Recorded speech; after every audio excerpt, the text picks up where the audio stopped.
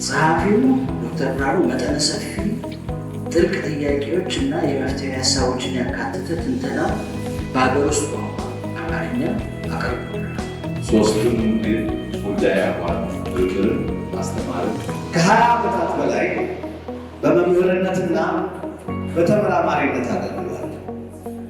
እስከ ዛሬዋ ቀን ድረስ ከ50 በላይ የሚሆኑ የምርምር ውጤቶችን በሀገር ውስጥና በውጭ ሀገር የምርምር መጽሔቶች ላይ አሳትሟል።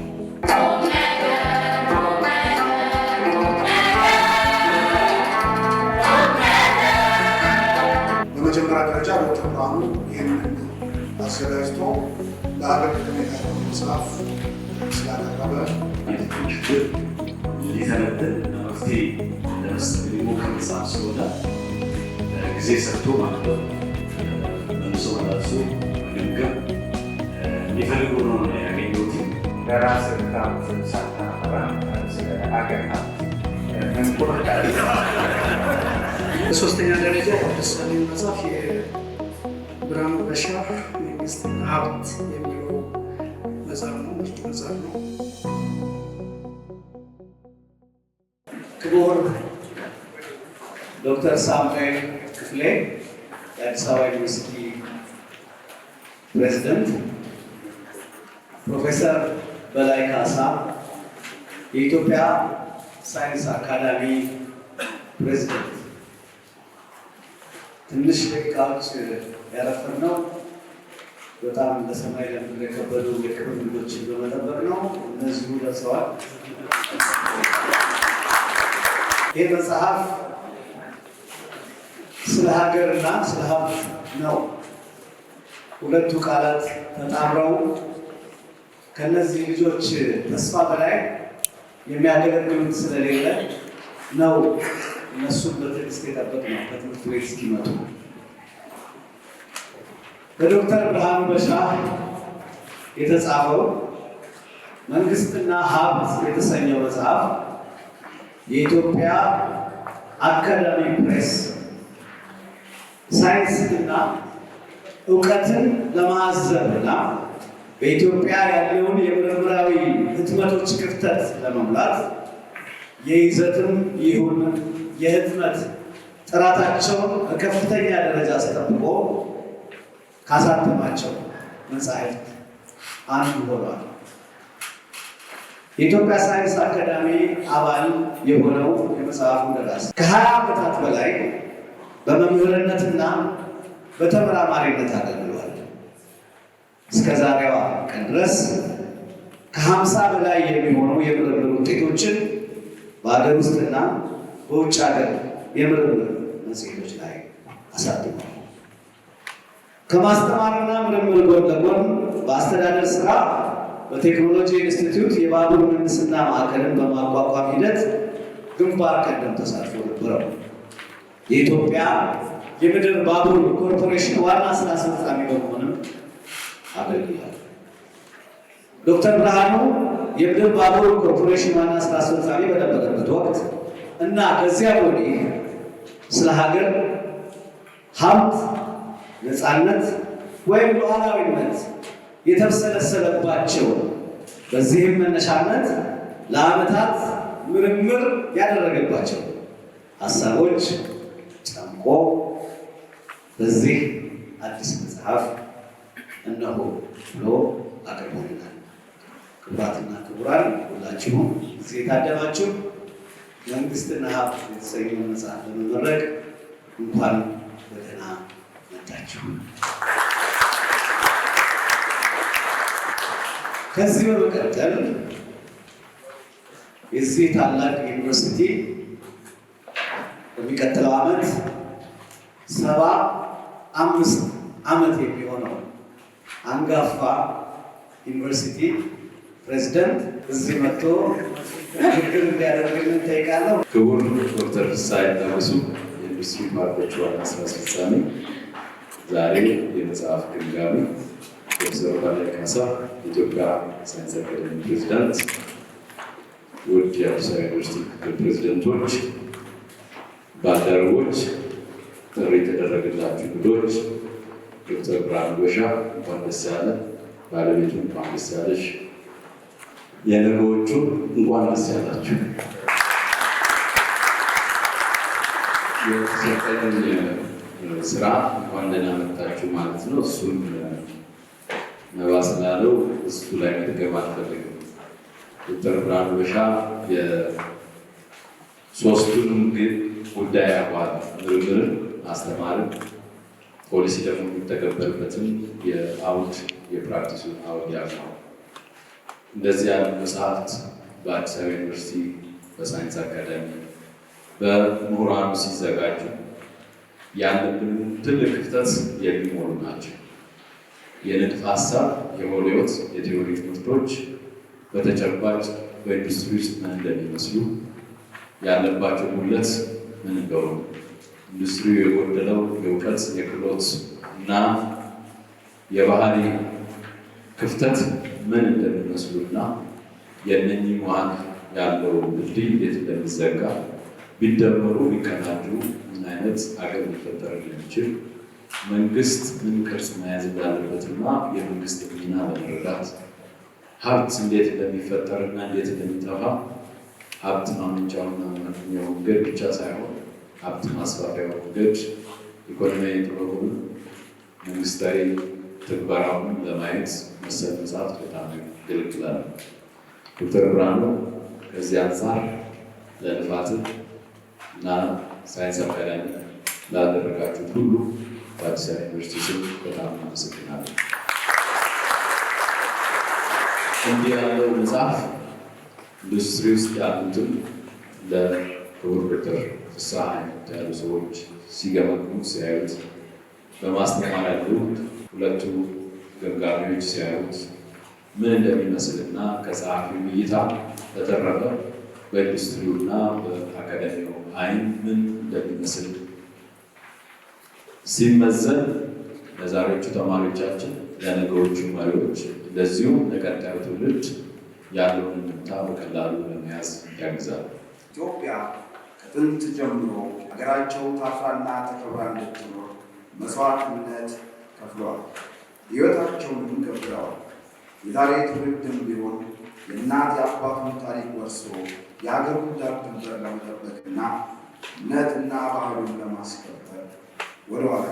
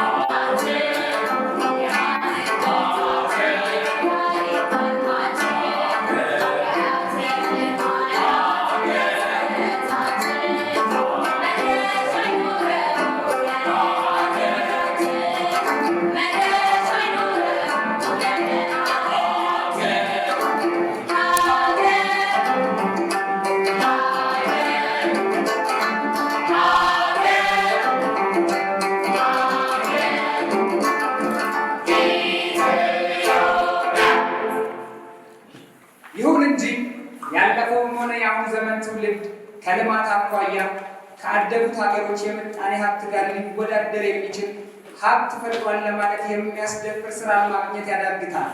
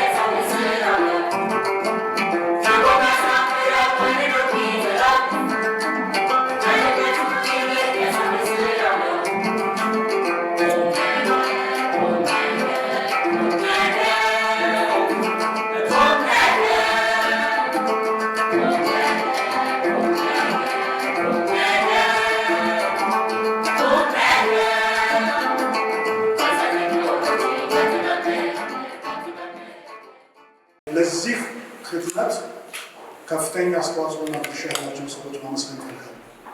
በመጀመሪያ ደረጃ ዶክተር ብርሃኑ ይህንን አዘጋጅቶ ለሀገር ጠቀሜታ ያለው መጽሐፍ ስላቀረበ፣ ከዛ የኢትዮጵያ ሳይንስ አካዳሚ የፕሬሱ ቦርድ አባላት 7 ናቸው። ፕሮፌሰር ማስረሻ፣ ፕሮፌሰር ባህሩን ጨምሮ ሌሎች ኤዲተርስ አሉ። ኤዲተርስ ቴዎድሮስ አለ። ቴዎድሮስ እጅግ አንስ በጣም ጎበዝ ልጅ ነው። ቴዎድሮስ መጽሐፍቱን በሙሉ በኤዲሽን ስራ የሚሰራው እሱ። የእሱ ደግሞ ተባባሪ ኤዲተር የሆነች ኤልሳቤጥ መንግስቱ ኤልሳቤጥ ነበረች እና የኤዲቶሪያል ስራውን የሚሰሩት እነሱ ናቸው። እነሱም ማመሰግን ወዳለሁ። ከዛ በተጨማሪ የሳይንስ አካዳሚ ሴክሬታሪያት አባላት ፕሮፌሰር ተከተል ማመስገን እፈልጋለሁ። ለማጠቃለል ያህል 2 ነገሮችን ብዬ እንጨርሳለን። አንደኛ ቅድም እንዳልኳቸው ብልሃት ብሎ ዶክተር ብርሃኑ ያነሳው ሀሳብ ያተኮረበት ሀሳብ እንደ ወሳኝ የሀብት ምንጭ ወይም ሪሶርስ እና መለኪያ ስለወሰደው ሀሳቡን ማብራራት ማዳበር እና በስራ ላይ ሊውል በሚችል መርቀት ማስያዝ ያስፈልጋል። ኦፐሬሽናላይዝ ለማድረግ እንደ መለኪያ ትንሽ ስራ ይጠይቃልና ዶክተር ብርሃኑ ይቀጥልበታል ብዬ አስባለሁ። በተለይ የሚቀጥለው እትም ይኖራል። ለዛ እትም እነኚህ ነገሮች ይገባሉ ብዬ አስባለሁ። ጸሐፊው ዶክተር ብርሃኑ መጠነ ሰፊ ጥልቅ ጥያቄዎች እና የመፍትሄ ሀሳቦችን ያካተተ ትንተና በሀገር ውስጥ ቋንቋ አማርኛ አቅርቦልናል። ለዚህም በጣም መሰገን ይገባዋል። ሌሎቻችን በተለይ የኢኮኖሚክስ ባለሙያዎች ዶክተር ብርሃኑ የጀመረውን የውይይት ሂደት ማዳበር ይገባናል። በዚህም የኢትዮጵያ ኢኮኖሚክስ አሶሲዬሽን ይህንን ውይይት ጉባኤ በዚህ ጉዳይ ላይ በዶክተር ብርሃኑ መጽሐፍ ላይ ተመስርቶ ማካሄድ ይኖርበታል እላለሁ። ሌሎቻችንም በተለይ ለምን ችግሮች ተፈጠሩ፣ የመፍትሄ ሀሳቦችን የመምረጥና የመተግበር ሂደትስ ምን መልክ ይኖረው በሚሉት ጥያቄዎች ላይ የዶክተር ብርሃኑ ፈለግ በመከተል ብዙ መስራት ያሻል። አመሰግናለሁ። ብርሃኑ በሻህ መንግስትና ሀብት የሚለው መጽሐፍ ነው፣ ምርጥ መጽሐፍ ነው። ሁላችሁም ታነባላችሁ የሚል እምነት አለኝ። ቅድም ዶክተር አለማይ እንዳሉት ሳይንስን በአማርኛ በመጽሐፉ አንድ ኮንትሪቢሽን ነው ብቻም ሳይሆን መጽሐፉን ሰሚናር ትልቅ ደረጃ ሳይንሳዊ የሆነ የላቀ ለትችትም የሚበቃ አንዳንድ ጽሁፎች ያው ለትችት የማይበቁ ከሆነ ጥሩ መጽሐፍ አይደሉም ይባላል። ይሄ ለትችት የሚበቃ ደረጃውን የጠበቀ መጽሐፍ ነው። ሌላው መጽሐፉ የብዙ ምሁራንን ስራ ጠቅሶ ስለጻፈው በአንድ መጽሐፍ ያው ብዙ መጽሐፍ ነው የምታነቡት፣ እዛ ላይ ግልጽ ካልሆነ ያው ፈርዘር ሪፈር አድርጋችሁ የምታነቡት ነገር ነው። ሌላው በአመዛኙ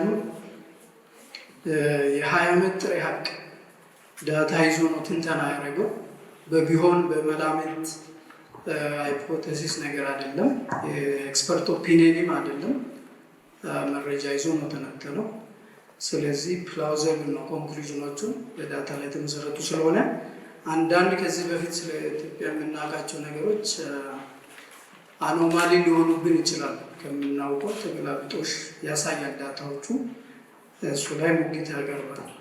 አለፍ ብሎም ከ30 ዓመት በላይ እስከ 300 ዓመትም የአዳም ስሚዝን የኢንኳሪ ኢንቱ ዌልዝ ኦፍ ኔሽንስ የሚለውን እያጣቀሰ የጻፉ ነገር አለ። እንግዲህ እሱ እንደ ሙግት ያነሳው ሙግትም ሳይሆን ከነበረው ሙግት ሌላ አንቲቴሲስ ነገር ነው። በብልሃት ክምችት ላይ የተመሰረተ የኢኮኖሚ ልማት ኢትዮጵያን ያሳድጋል የሚል አርጊመንት ነው የሚያነሳው። እንግዲህ ሙግቱ የ20 ዓመት ዳታ አለው፣ የ30 ዓመትን ዳታ አንዳንድ ቦታዎች አሉ። ዝርዝርም በንድፈ ሀሳብም የተደገፈ እንትን አለው። ተጨማሪ ማስረጃዎችን እያቀረቡ እየተቹ ይሄ ሞዴል ሊሰራ ይችላል፣ ከሰራ ፓራዳይም ሽፍት ነው የሚሆነው፣ የምልከታ ለውጥ ሊያስከትል ይችላል የሚል ሀሳብ አለኝ። ሶስተኛው ተናጋሪያችን ዶክተር ፍስሐ ይታገሱ እና ዶክተር ፍስሐ ይታገሱ እሱም ሁለቱ እንደተናገሩት የዚህ ዩኒቨርሲቲ ውጤት በአሁኑ ሰዓት የኢንዱስትሪ ፓርኮች ልማት ኮርፖሬሽን ዋና ስራ አስፈጻሚ ሆኖ ይሰራል። ከዚህ በፊት እንግዲህ የምታውቁት ይመስለኛል የስቴት ሚኒስትር ነበር፣ ንግድና ቀጠናዊ ትስስር። ከዛ በፊት ደግሞ የኢትዮጵያ ብሮድካስቲንግ ኮርፖሬሽን ኢቢሲ ዋና ስራ አስፈጻሚ ሆኖ ሰርቷል። በተለያየ የመንግስት ኃላፊነት ሰርቷል። የዲሬክተር ጀነራል የሳይንስና ቴክኖሎጂ ኢንፎርሜሽን ሴንተር ሆኖ ሰርቷል። በብዛት የምናውቀው የኢቢሲ ዋና ስራ አስፈጻሚ ሆኖ ሲሰራ ነው እና ይህን መጽሐፍ ከሱ ግምገማ ፐርስፔክቲቭ ደግሞ ይገናል። እኔ በጣም ጥሩ ኮምቢኔሽን ነው።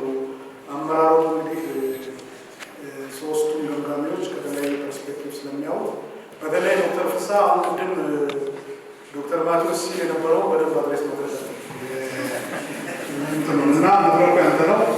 ፕሊዝ የዶክተር ብርሃኑን መጽሐፍ ሁለቱም ገምጋሚዎች ያክል የሚቀራሉ።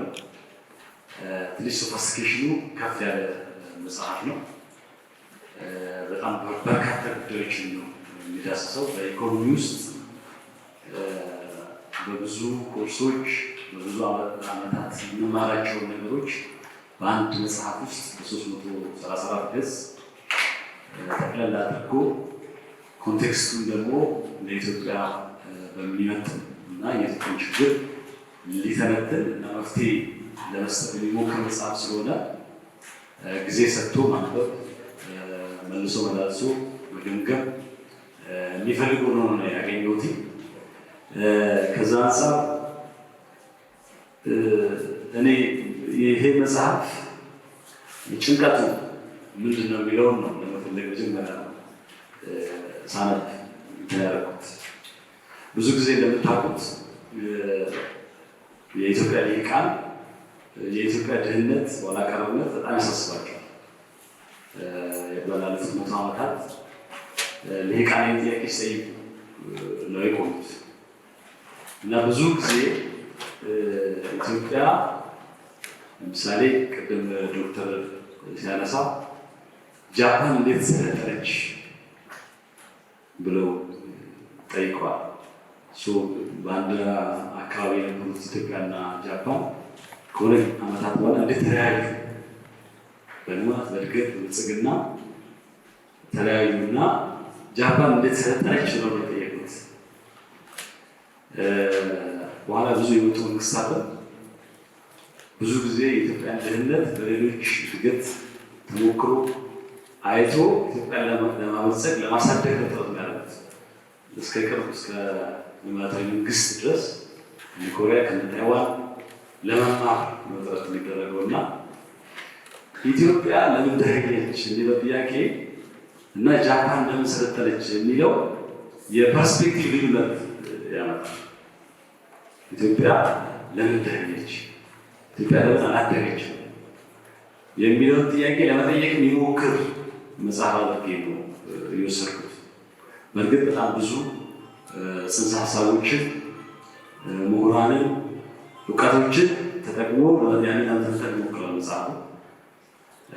ግን ኢትዮጵያ ለምን ደረገች የሚለው ጥያቄ ኢትዮጵያ በሀብቷ ተፈጥሮ ሀብቷ ተጠቅማ ለምን በቁሳዊ በሰብአዊ ሀብትም ለምን አላደግንም የሚለውን የሚጠይቅ አድርጌ ነው የቆጠርኩት።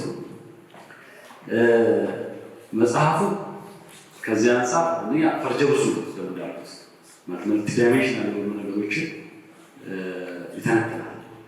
በየሴክተሩ ገብቶ ወደ 9 የሚሆኑ ምዕራፎች ሴክተሮችን ዘርፎችን ይገመግማል።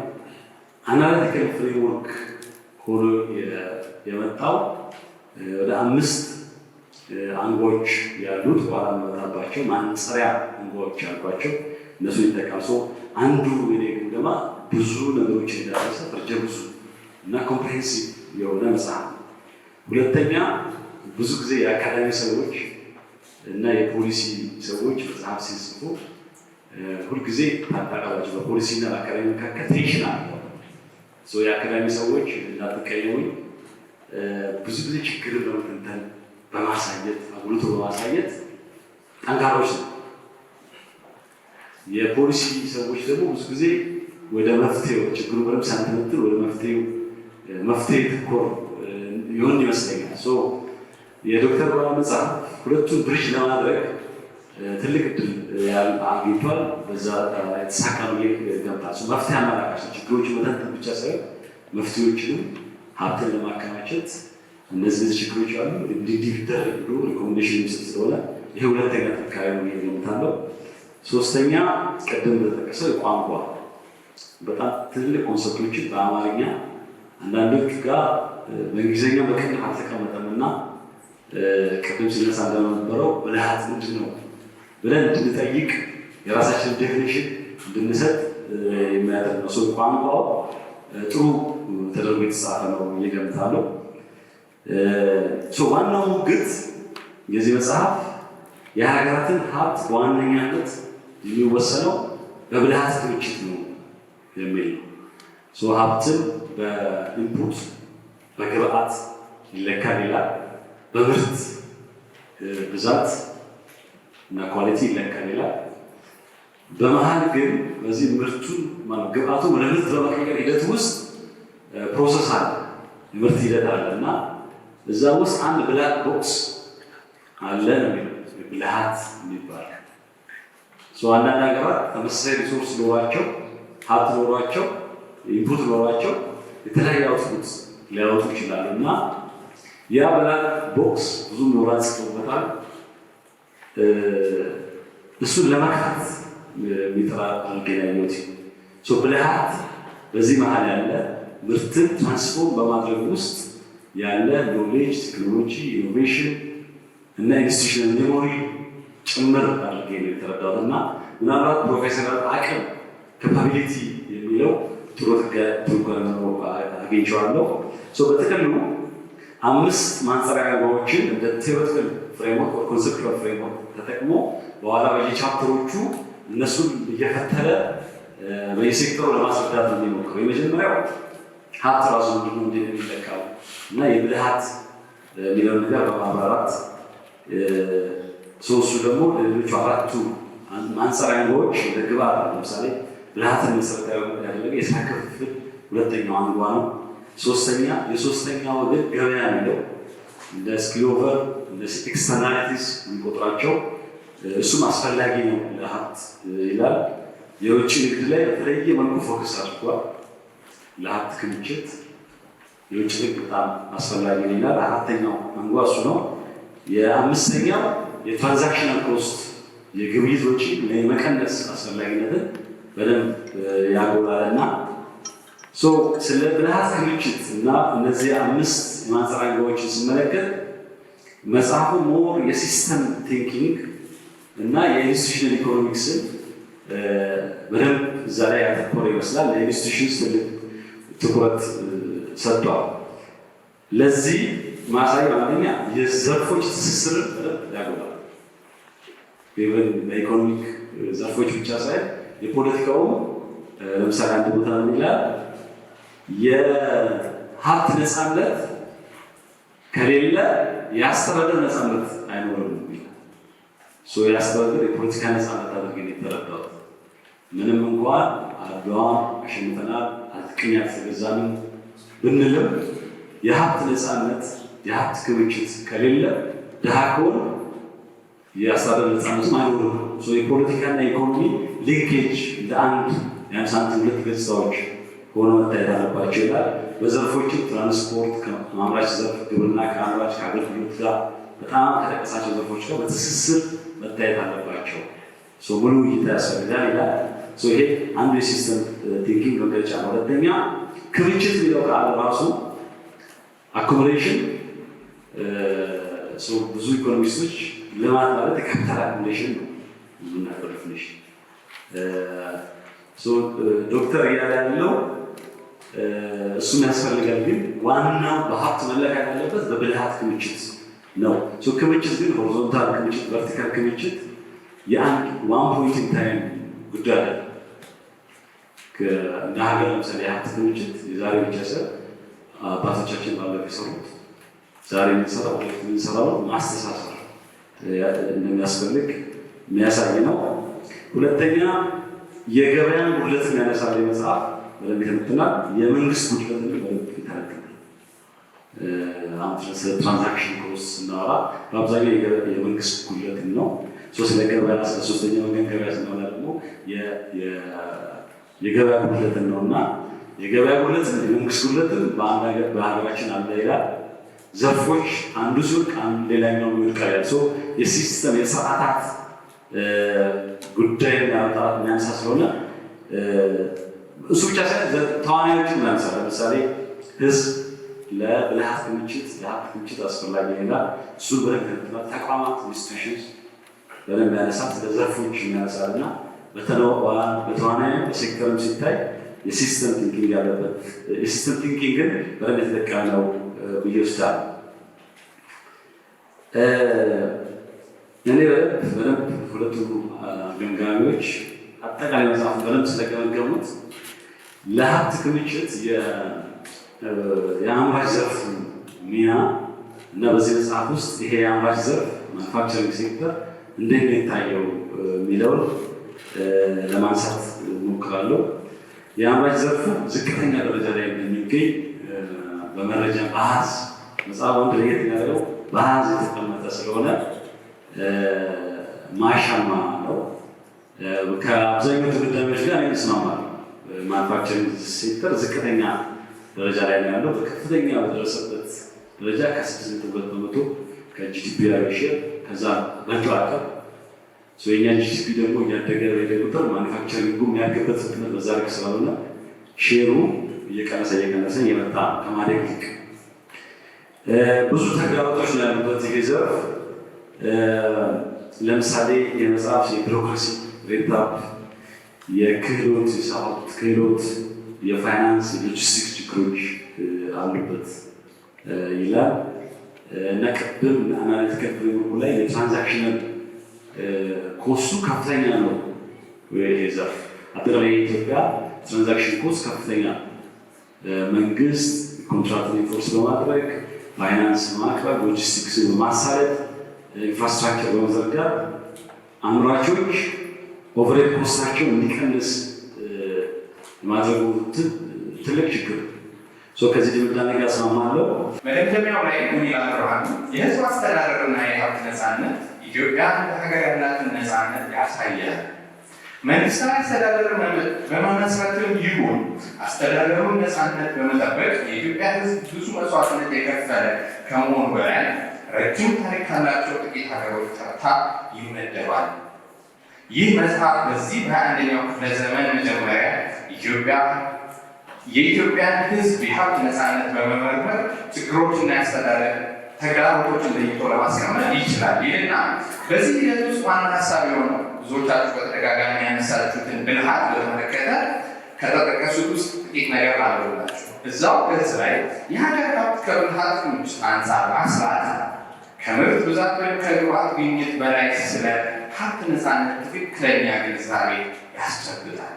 በዚህም የሀብት እድገት ዋናነት በብልሃት እድገት ይወሰናል። ዝቅና ደግሞ ብልሃት መሰረት ያደረገ የስራ ክፍፍል የመማሪያ ጊዜና ወጪን ከመቀነሱ በላይ በግብግብ ሰንሰለት ላይ የሚያጋጥሙትን አደጋዎች ይቀንሳል። ይህም ብልሃት እድገትና ክምችት ያስፋፋል ይልና አሁን ስላለንበት በ21ኛው ክፍለ ዘመን ምርት በሶስተኛ ወገን ላይ በተጓዳኝ የሚያደርሰው አሉታዊ ሆነ አዎንታዊ ተጽዕኖ በገበያ እየታወቀ ለግብይት በመቅረቡ የገበያ መር እየተቀየረ ይገኛል። በዚህ አንድ ምርት በገበያ በቀጥታ ከሚኖረው ጠቀሜታ በተጨማሪ በተጓዳኝ የሚሰጠው ጠቀሜታ እየታወቀ ዋጋ በማውጣት የስራ ክፍፍል ስር እየሰደደ ብልሃት ክምችት ያዳብራል። ይሄን ሁሉ ካለ በኋላ አሁን ስላለንበት ይህን ከተናገረ በኋላ ችግር ብሎ ከጠቆማቸው ውስጥ አንዱን ላላችሁ እና የተጠቀማቸውን ቃላቶች ልብ በሉ። ከምርት ወይም ከግብዓት አንጻር ኢትዮጵያ በብልሃት ክምችት አርኪ ውጤት አላስመዘገበችም። እንግዲህ ይሄንን ራሳችሁን ጠይቁ። ምርታማነት፣ የገበያ ጉድለት፣ ሚዛኑን የሳተ የውጭ ንግድ ከሀገር ሰላም ጋር ያላቸውን ግንኙነት አትኩሮ መመልከት እንደሚገባ መልክቶ የመፍትሄ ሀሳቦች ብሎ ካቀረባቸው ውስጥ በግብርና፣ በኢንዱስትሪ፣ በአገልግሎት ዘርፍ ይበጃል ያለውን ጠቅሞ ለውጥ ሊደረግባቸው ካለ ውስጥ ለእኔ ያው እንግዲህ ለራሴ ያደላው ይመስለኛል በጣም የተስማማኝንና የወደድኩትን አንድ አንቀጽ አምርላችሁ።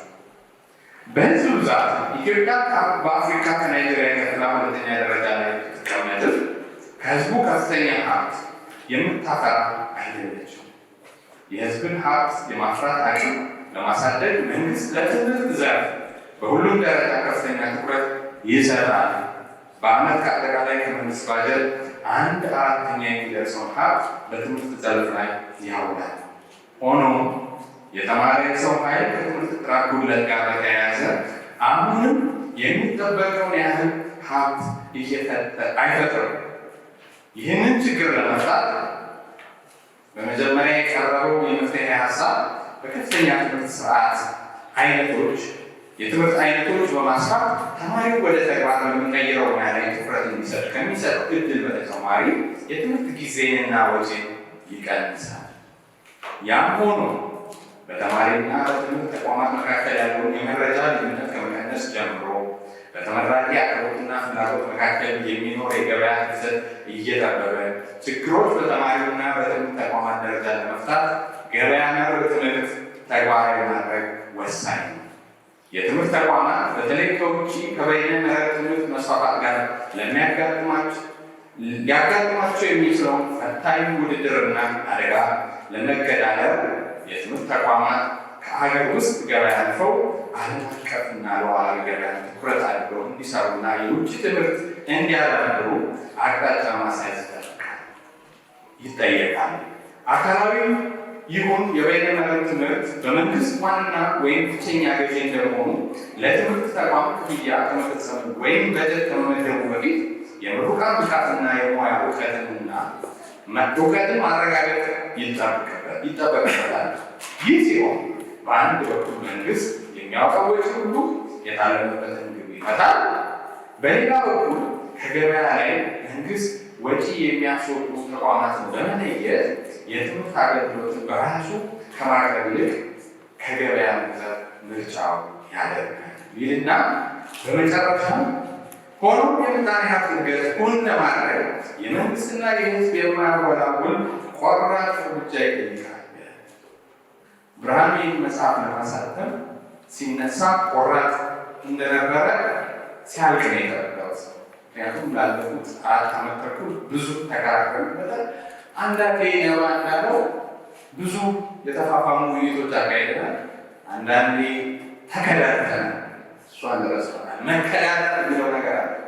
እስከ መጨረሻው ድረስ አብረን ላንሆን እንችላለን። እስኪ እንከዳደር የተባባልንበት ጊዜ አለ። ዛሬ እንግዲህ ይሄ መጽሐፍ አንብበን ስንጨርስ አንዳንዶቻችን የሰለጠኑበትን የትምህርት ዘርፍ ልንከዳ እንችል ይሆናል ብዬ አስባለሁ። አመሰግናለሁ። ቅድም ያቀረቡትን እና እዚህ የተናገሩትን ሰዎች አስቸግዳለሁ። መጽሐፍ እንድንመርቅ ነው። መጽሐፍን ይዛችሁ ነው ልጆች። ዶክተር ብርሃኑ በሻለና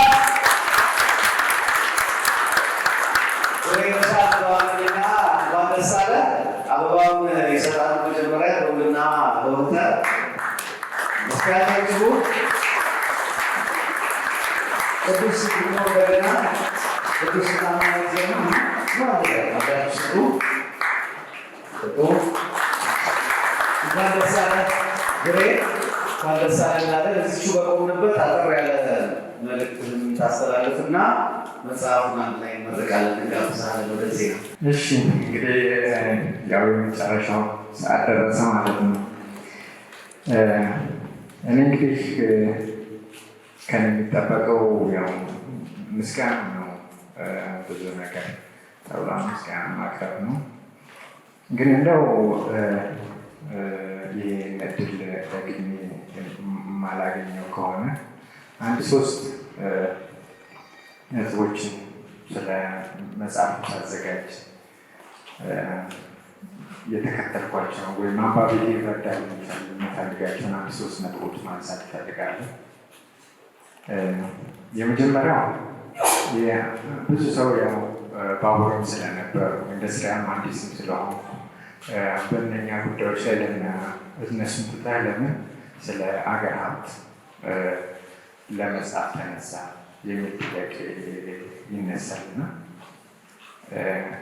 እኔ ትልቅ ዋጋ አለው ብዬ የወሰድኩት ሀገራዊ የሀብት ነፃነት ከሌለ ሌሎቹ የዘርፍ ጉዳዮችን መፍታት አስቸጋሪ ነው የሚል ድምዳሜ ላይ ስለደረስኩ መሆኑ አንባቢ እንዲረዳ ይፈልጋል።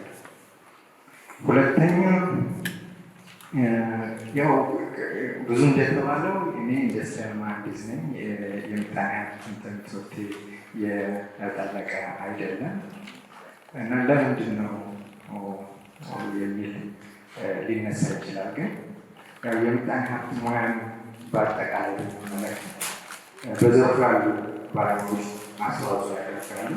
ከዘርፉ ውጭ ያሉ ብዙ ሰዎች ለምጣኔ ሀብት ሙያ እድገት አስተዋጽኦ አድርገዋል እና እንደ አንድ አውትሳይደር ልታይ ይችላል የሚል በዚህ በሙያ ላይ ባሉበት ሙያ ማስተዋጽኦ ማድረግ ይችላል። ካሉበት ውጭ እንዲያውም ሬቮሉሽናይዝ የሚያደርጉት እንግዲህ የቶማስ ኩን ብናይ አውትሳይደርስ ናቸው ለሳይንስ አድቫንስመንት አስተዋጽኦ ያላቸው የሚሉ ያንን ክሌም ባላደርግም መብት አለኝ በሚል ነው።